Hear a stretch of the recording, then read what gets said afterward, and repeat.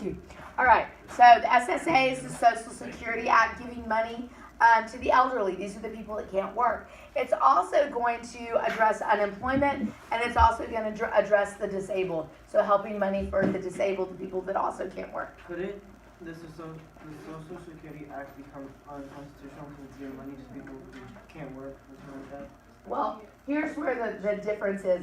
When it's first started, the government's going to fund it. But what it is now and what it will become is once people get jobs, is people pay into Social Security. Okay, so so in the early days, it's funded using tax dollars, but the government has to front a lot of the money, I think, at first. All right. Social Security numbers? That's where Social Security numbers come from. So they date back to the Great Depression. All right. We're also going to see that in his first 100 days is where he passes a lot of his legislation. And so the video we watched yesterday touched on those types of things, the different things that he passes. So one of the big things that he starts out with is the banking reform, because that's huge. People don't trust the banks anymore. You have thousands of banks. Oh, yeah. I need to get Yeah, just set it on top of the Chromebook card. Thousands of banks have closed across the country. People have lost their life savings, so they don't have faith in the banks. Roosevelt's like, we have to have the banks. We need the banks. And so what he's going to do is he's going to create banking reform to help monitor and regulate the banks so that what was happening won't continue to happen. He creates a bank holiday, and that's where banks are closed so that they can be inspected, and only those that are going to be able to function and continue and operate the way they're supposed to are going to be allowed to reopen. Okay. Then we see, as part of the banking reform, the FDIC, the Federal Deposit Insurance Corporation. So now people's money is going to be insured so that if a bank shuts its doors, that money that was in the bank is going to be like repaid to those people. They're not going to be out in the future, that money. The next one is the SEC, and these are reforms. I was like, wait a minute, yeah. Their bubbles are mixed up. You know, I do relief recovery reform typically, so this is like messing with my mojo. The SEC, so another program or another organization is going to be created with the sole purpose of regulating the stock market, making sure that those things that were happening, like insider, buying on margin and high stake, high speculation, you know, those types of things aren't happening. Today, they also monitor for insider trading, for fraud, that type of thing. The end of the gold standard, so I'm not going to really talk about this one because I'm not as comfortable with this one, and you won't be tested over this one right now. Then the last piece is the recovery piece. So you have these other programs, PWA, the AAA, the WPA. These are programs that are going to put people to work. Okay, so the WPA is the Work Progress Administration. They're going to, government's going to fund building projects, building roads, things like that. The PWA is also a works project program, but what happens is the government gives millions and millions and millions of dollars to the states and tells the states, here's money, now put people to work with it. So the states can fund programs to put people to work, to build churches, to build schools, to build hospitals, to build libraries, to build roads. And then the AAA, the Agricultural Adjustment Act, which we just talked about. Okay, and that's meant to help the farmers, but it will be deemed unconstitutional. So this just talks about his first 100 days, the things that he did. This part of his plan consisted of trial and error, and that was his philosophy. You try something, if it doesn't work, you try something else, and you just keep going. The most productive legislation in the history of the U.S. is passed during his first 100 days, and as a result of that, presidents from that point forward are going to be judged by what they're able to accomplish in their first 100 days. He kind of sets the standard, and now other presidents are like having to try to meet the standard. The other thing that he does that's really awesome is the fireside chats. He goes to the radio waves and he talks to the American people and assures them the government is not going to leave you out in the cold, that we are going to help you, that there are things that are being done. We're going to fix the banks. We're going to, make sure that we're finding ways to help get people employed, that kind of thing. All right. So we talked about the banking reform, so FDIC, the bank holidays. We talked about the Security and Exchange Commission. Took the nation off the gold standard, so talking about like what our money is based upon was the gold standard. Yeah. What is the bank holiday? Okay, so the bank holiday, what it is he closed all the banks in the entire country. The ones that were still working, he shut them down. He sent in people to examine them and make sure that they were like operating correctly, because what he didn't want to happen was to have banks continuing to go out of business.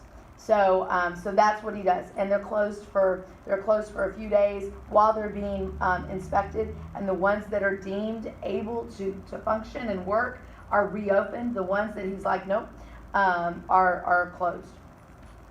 So yeah, the Homeowners Loan Corporation. The purpose of this is to help people be able to keep their homes. Okay. Relief and conservation programs. Civilian Conservation Corps is a relief program, but because of the things that they're doing, planting trees, clearing forests, that kind of thing, it falls under conservation. The Tennessee Valley Authority falls under a conservation program because we're talking about flood control. And then the Federal Emergency Relief Administration is also kind of in that area as well. This just talks to you about the CCC. So it employed 2.75 million young men between 18 and 24. They were put in government camps, reforestation, firefighting, flood control. So they did all kinds of these things. They sent the money home to their family. The TVA we talked about, Tennessee Valley Authority. So this is regional. This takes place in the Tennessee Valley River area. So you're giving jobs, you're applying, you're making possible for flood control. You have electricity that's being provided. These are some of the other things that are happening. All of these programs are going to have their critics. There's not anything that was without some type of criticism, unfortunately. Okay, agriculture reforms, the AAA, the Farm Credit Act, Rural Electrification Administration, that's a tongue twister. This one will be deemed unconstitutional. So industrial recovery, this side is about helping get industry functioning. So here we're helping the farmers, trying to get the farmers back on track because they've been struggling since the 1920s. And now here we're looking at trying to get businesses back on track because thousands of businesses across the country closed during the Great Depression. Now, I'm not going to expect you to know these on your thing. I will tell you because I haven't written all of the tests, but if there's a stimulus based and it has something about the NRA, you already know that it's one of his New Deal programs, okay? So I'm not going to specifically ask you what was the NRA or what did it do. I'm not going to ask you that. Okay, opposition to the New Deal. Big thing here is that people were afraid of of creating big government. Big businesses are going to be concerned because the government's becoming directly involved. They've become used to laissez-faire under Harding, Coolidge, and Hoover, and now the government is very much up in everybody's business. Okay, people are going to accuse Roosevelt of being a socialist. Okay, creating a welfare state. Well, yes, it did. It did because we're creating a state where the government is providing money for all of these programs, and so yeah, it essentially is a way that he's trying to help people. So the idea was that by doing so, you're destroying this idea of rugged individualism. You are handicapping people, taking away their work ethic. So anyway. We'll see how that plays out. So opposition to the New Deal that comes from the left. You have socialists, communists that say he's not doing enough. Okay, so you're not going to please everybody. So some people say he's doing too much. You have others that are saying he's not doing enough. Father Coughlin, Dr. Francis Townsend, and Huey Long are all three individuals that were critics of Roosevelt. Some of them started out as supporters and became critics, but yeah, they definitely had issues. This is Huey Long. He's the governor from Louisiana, and so he created what was called Share Our Wealth, and he actually runs, is in the process of running for president, but he's assassinated. Okay, so he never actually got to run against Roosevelt in 1936. Okay, the Works Progress Administration, the National Labor Relations Act, the Social Security Act, and the Revenue Act are all examples of like programs that are kind of falling under this idea of a welfare state because of that we're basically giving people money. And I'm not going to ask you about that piece right there. So the New Deal Coalition, this is just talking about people that he's going to work for and work with. He's going to be reelected in 1936. You don't really need to worry about any of this. What you do need to know is that when some of his programs are deemed unconstitutional, he comes up with a plan to add Supreme Court justices to the Supreme Court. Okay, so he wants to pack the court essentially. And the idea is that by doing that, he's going to have more support. He's going to have more people on the Supreme Court that are going to see things the way he sees them. And then his programs won't be deemed unconstitutional. This doesn't go over very well. Congress, of course, says no, that's not going to happen. People are seeing him as trying to gain too much power because if the president already can appoint Supreme Court justices, and now he's fixing it to where for every justice that's 70 years or older, he can appoint another justice in their place. It's creating too much power for the executive branch. And so people kind of are thinking, some people, his critics, are looking at him as trying to become a dictator. And this is the time period where we have the rise of dictators in Europe. So this is Mussolini's already a dictator in Italy by this time. Stalin is in the Soviet Union. And in 1933, Hitler comes to power in Germany. So we're already seeing dictatorial powers in Europe. And so now this is a concern among some, definitely not all, in the United States. Okay, the Supreme Court packing was a low point for Roosevelt, angered a lot of people, but he's going to be able to move forward from there. The last of his New Deal reforms, the Farm Security Administration, the National Housing Act, and then the Fair Labor Standards Act. And I'm not going to ask you about those. During this time period, there's not going to be a whole lot of gains in terms of like rights. So women and minorities are still going to kind of be, struggling. He didn't sign any anti-lynching laws during this time period. Segregation in the South is going to continue.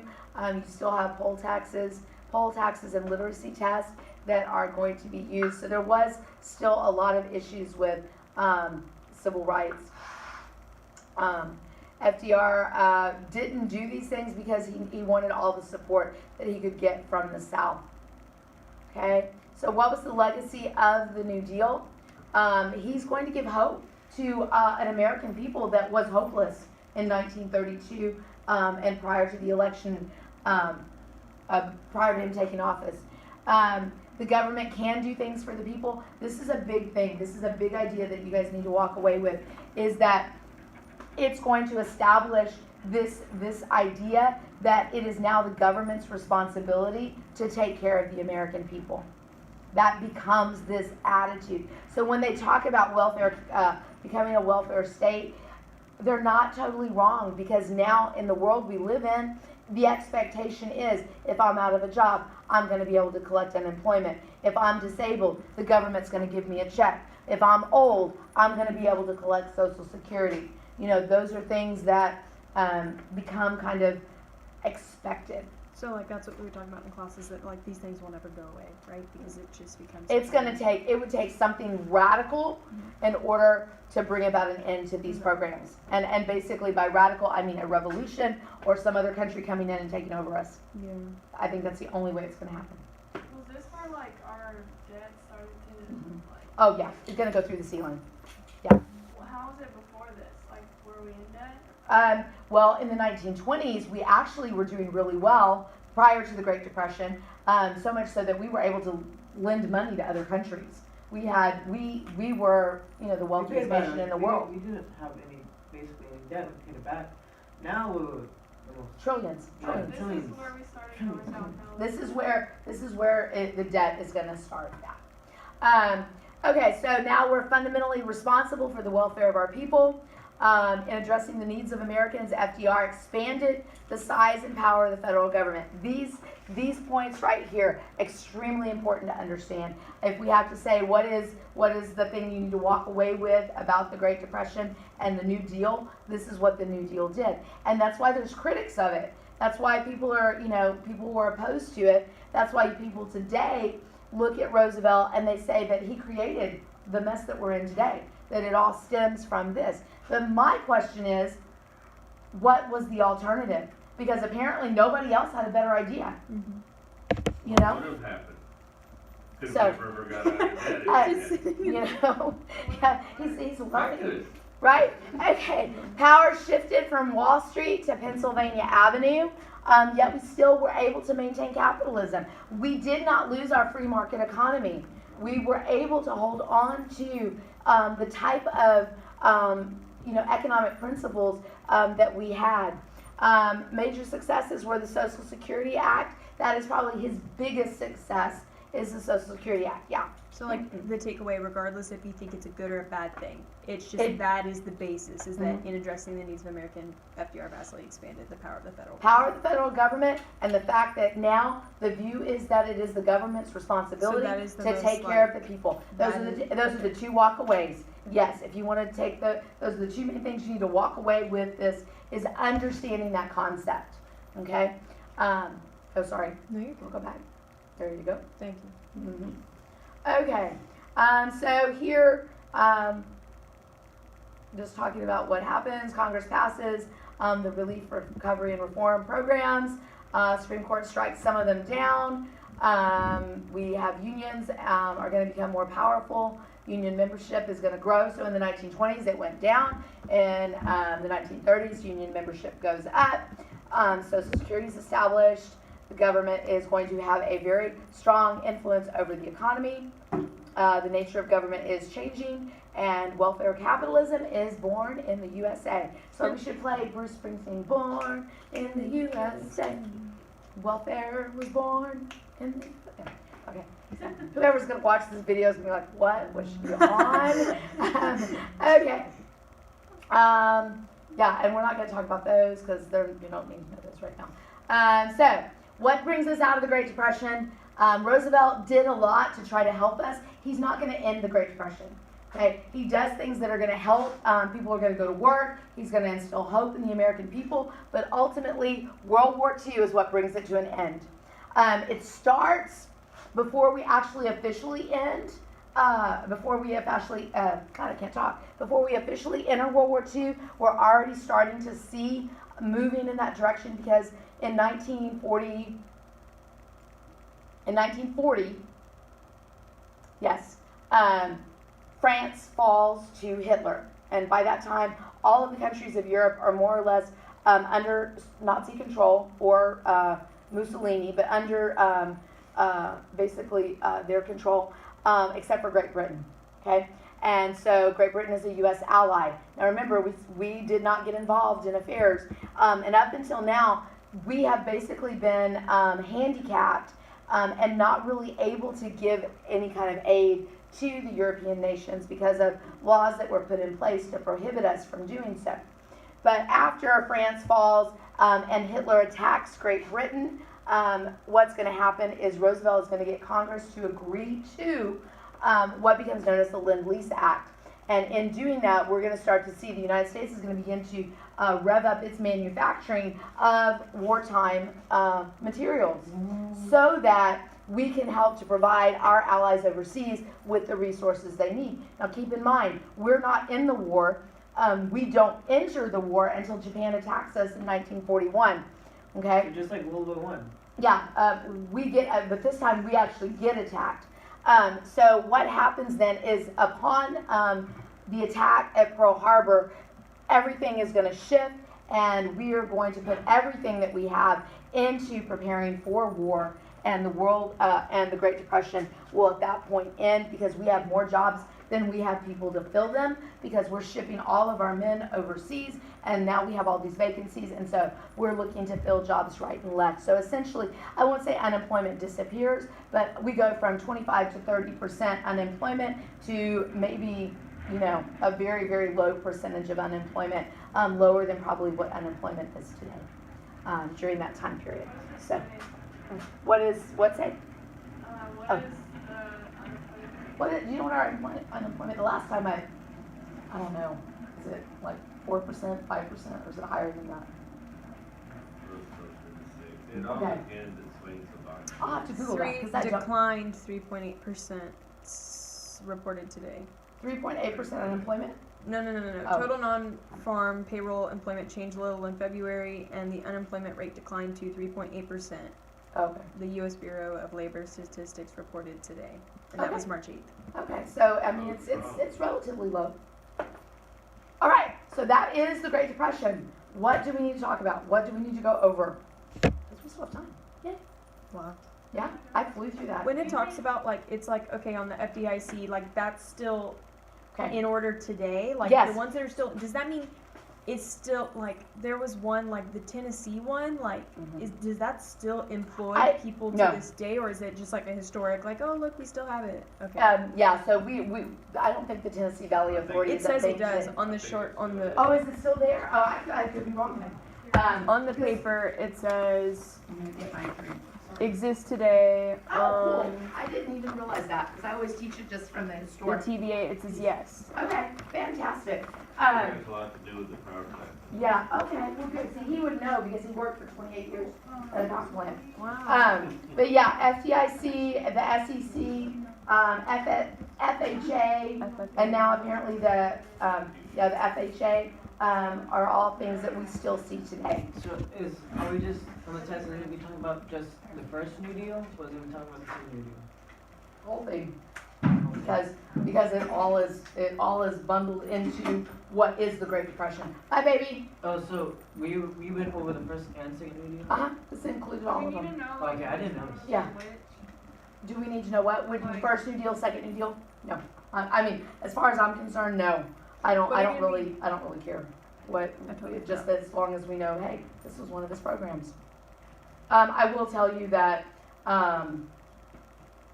the Social Security Act was in his second New Deal. It came out of his second New Deal, but I don't know that that's important. The fact is that he did it. That's what's important. Can you go over like the big parts of the 20s that were in them? Okay. Let me switch documents. Man, I'm pretty good. I might just head out. If you're ready to handle, that's fine. I mean, believe me, I'm not gonna dock you, points for leaving early. This is your time,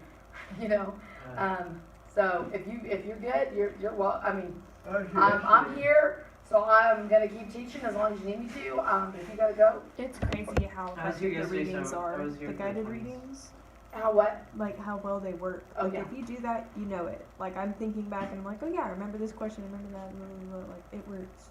Yeah, if you actually do them Yeah. in the way that they're meant to be done, we're actually really thinking about what it is you're writing and how you're responding. Yeah, it does. That's why I like these I better like that than the it's- ones I did before. It's word last for year. word. It doesn't try to trick you up. It's Yeah. like it's effective. Yeah, I like the study guides because I can do a bit of text, find the answer, like think about it, like, oh, this is the answer to this question. Yeah, and like you can just underline it and reference back to it for the study guides. Yeah, I don't like doing them, but Yeah, I don't like Yeah, they're not doing fun to do. No. Um, I just If you But- use it. Eileen, Take it easy. I will. okay. so did Roosevelt's New Deal help at all for the Great Depression to end? Yes. it's not gonna, it's gonna help. It's not gonna end it. Do you think we would still end it if he didn't make any of the new deal or the new deal? If he had not done the New Deal, I think the depression would have continued to be ongoing. It would have taken a lot longer. It would have taken, yeah. And so if you think